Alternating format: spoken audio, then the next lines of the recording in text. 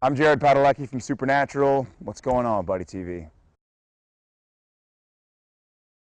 It's something that comes naturally. I sort of, Jensen's got a big old crush on me, and so I just sort of try and play off it. And, I've told him many times nothing's going to happen. I'm not like that. But he's really into me, so I can just kind of play off it. No, we're pretty laid back guys. We're both from Texas, and we're both sort of kind of like to get our work done and have a good time.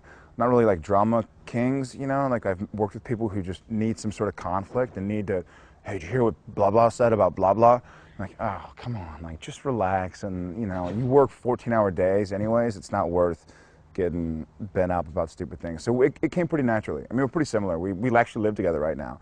So like even at night, it's like get home from set from seeing each other for 12 hours. It's like, want to play guitar? Cool, until we go to sleep or something. So the brother dynamic between Sam and Dean is definitely going to change. I mean, obviously Dean died at the end of season 3 and went to hell. So a lot's happened in the last 4 months, and Sam has things that he's not telling Dean, and Dean has things he's not telling Sam, and they both changed, and they both realized things about themselves and done things that they're kind of ashamed of or, kind of worried about that they're kind of keeping from each other. So the dynamic is definitely different. Now Dean has seen Sam die, Sam's seen Dean die. We've both died. I mean, we've changed and we've grown and we've kind of become more individual. So the dynamic's definitely going to change. Well, Sam definitely had to get darker because when Dean died, Sam had to look out for himself. And so as opposed to Sam being the one who was like, hey, let's, ask questions first and shoot later, he had to become, hey, let's shoot first, ask questions later, because he had to make sure he didn't die like Dean did. And he had to kind of carry on the Winchester legacy. And also Sam's kind of struggled with these issues and, what his powers are. And the yellow-eyed demon showed Sam that he bled in his mouth when he was a baby. And so he's wondering about that, and he's curious, and he wants to know answers. I mean, he's known his whole life that he was kind of weird and different, but he wants to know why, and he wants to know to what end. And so I think he's really curious about finding that out.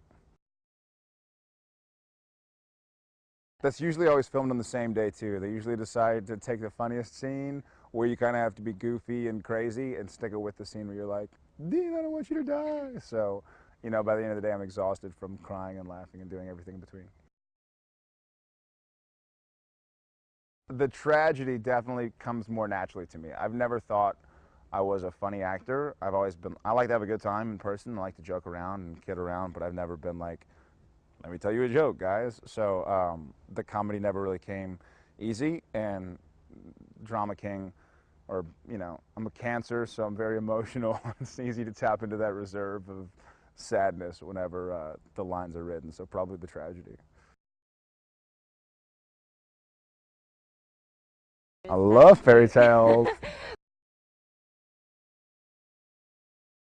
One of the things that I love about Supernatural is just the timeless classic, and it's not really given a name, but the archetypes in the mythology of good versus evil and the friendly beast, and like Star Wars is chock full of them. I mean, the relation to evil and the struggle with, was it my destiny or can I control my destiny, and